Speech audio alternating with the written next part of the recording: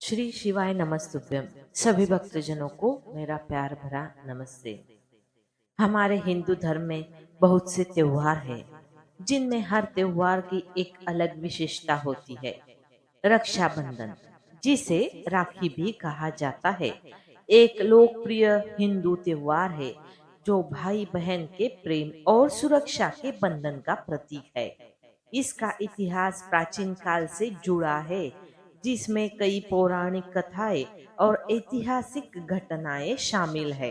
रक्षाबंधन का त्योहार, जो हर साल सावन मास की पूर्णिमा के दिन मनाया जाता है, हमारे हिंदू शास्त्रों में रक्षाबंधन की शुरुआत कैसे हुई, इसके पीछे बहुत सी कथाएं प्रचलित है।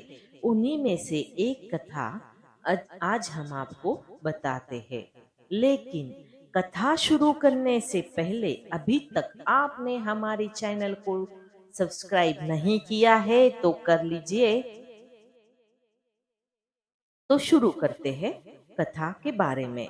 जब राजा बलि ने अश्वमेध यज्ञ करवाया, तब भगवान विष्णु ने वामन अवतार लेकर राजा बलि से 3 पग धरती दान में मांग ली थी। राजा ने 3 पग धरती देने से हाँ तो बोल दिया।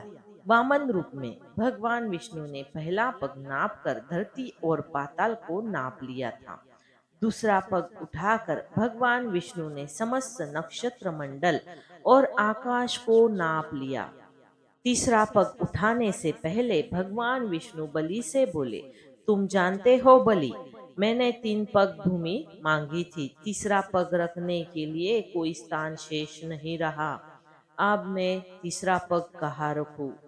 जानता हूँ प्रभु, आपने तो 2 पग रखकर पूरी सृष्टि मेरा राजपथ, मेरे द्वार जीते हुए सारे क्षेत्र ले लिए। पर राजा बलि ने दान करने का जब भी संकल्प लिया है, उसे सदैव पूर्ण किया है। इसलिए अभी भी एक स्थान शेष है जो मेरा है, वो है मेरा शरीर। आप मेरे शीश पर अपना तीसरा पग धरिए, ताकि संसार ये जान ले कि बलि अपना वचन निभाना जानता है। कृपया करके उठाइए अपना पग और धर दीजिए मेरे शीश पर। हे बलि, यदि तुम यही चाहते हो और तुम्हें लगता है कि तुम्हारा उद्धार इसी में है, तो तुम्हारे शीश पर अपना पग धरता हूँ। भगवान विष्णु वामन रूप में राजा बलि के सिर पर अपना पग धरा और बलि पाताल में समाता चला गया। भगवान विष्णु ने 3 पग में पूरी धरती नाप ली और राजा बलि को रहने के लिए पाताल लोक दे दिया और वरदान मांगने को कहा। हे राजा बलि, तुम्हारी ये भक्ति देखकर मैं अति प्रसन्न हूँ। तुम्हें जो चाहिए मुझसे मांग सकते हो। हे भगवान, हे नारायण, मेरी तो यही इच्छा है कि मैं जब भी देखूं तो सिर्फ आपको ही देखूं।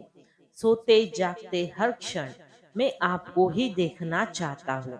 मेरी इच्छा है कि आप मेरे साथ यही रहे पाताल लोक में।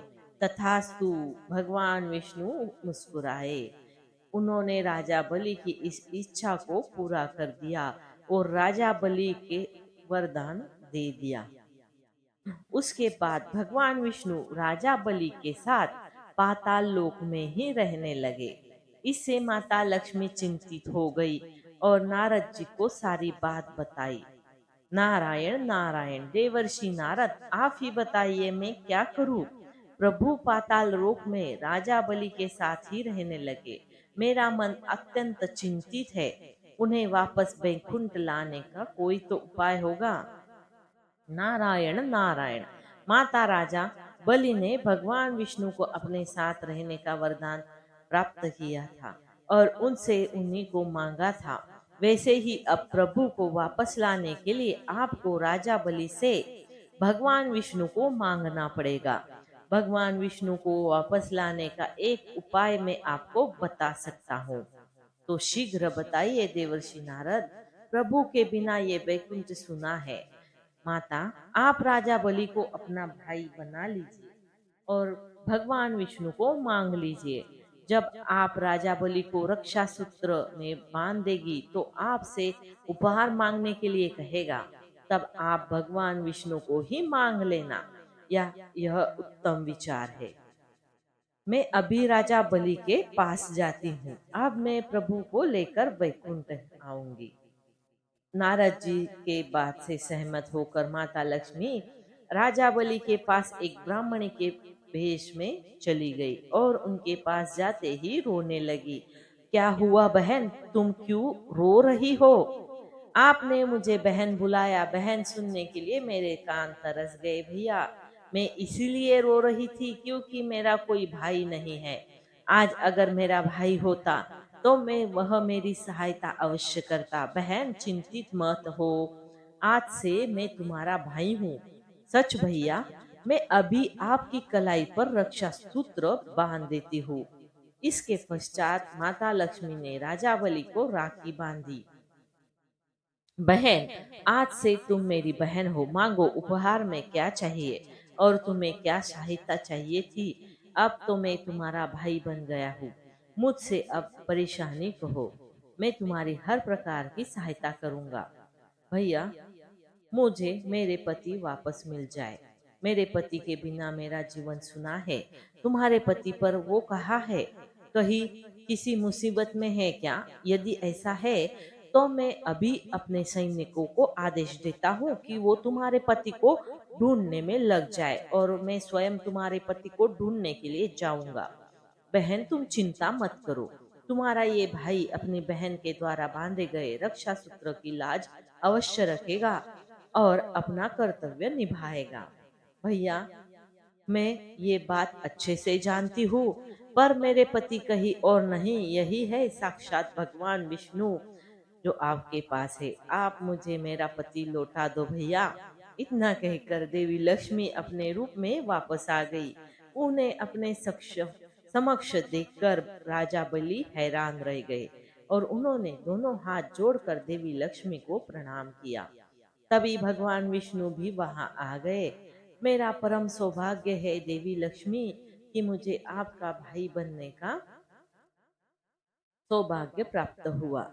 बहन, मैं आपकी ये इच्छा अवश्य पूरी करूंगा। आप भगवान विष्णु को अपने साथ ले जाइए। राजा बलि, तुमने भाई के कर्तव्य को भली भांति निभाया है, इसलिए आज सावन मास की पूर्णिमा का ये दिन रक्षाबंधन के नाम से जाना जाएगा। ये त्योहार भाई और बहन के अनमोल रिश्ते का प्रतीक होगा। धन्य है प्रभु, आप दोनों की जय हो प्रभु। अब तो आप दोनों मेरे संबंधी हो गए हो, तो कुछ दिन और पाताल लोक में रहे ताकि मैं आप दोनों की सेवा का लाभ उठा सकूं। राजा बलि की बात सुनकर भगवान विष्णु और माता लक्ष्मी मुस्कुरा दिए और रक्षाबंधन से लेकर धनतेरस तक भगवान विष्णु और माता लक्ष्मी पाताल लोक में रहे। फिर वहां से वापस वैकुंठ लौट आए। इस तरह देवी लक्ष्मी भगवान को फिर से वैकुंठ लोक लेकर लौट आई। तभी से रक्षाबंधन का यह पर्व मनाने की प्रथा शुरू हुई और खूब धूमधाम से रक्षाबंधन का यह त्योहार मनाया जाने लगा।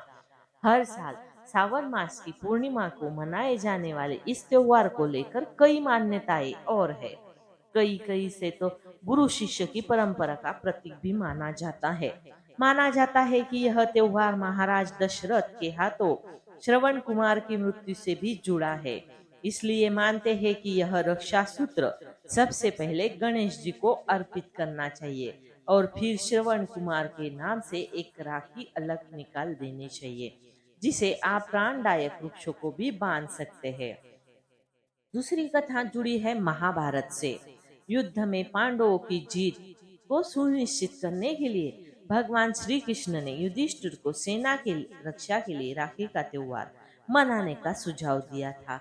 वही अभिमन्यु युद्ध में विजयी हो, इसके लिए उनकी दादी माता कुंती ने भी उनके हाथ पर रक्षा सूत्र बांध कर भेजा था।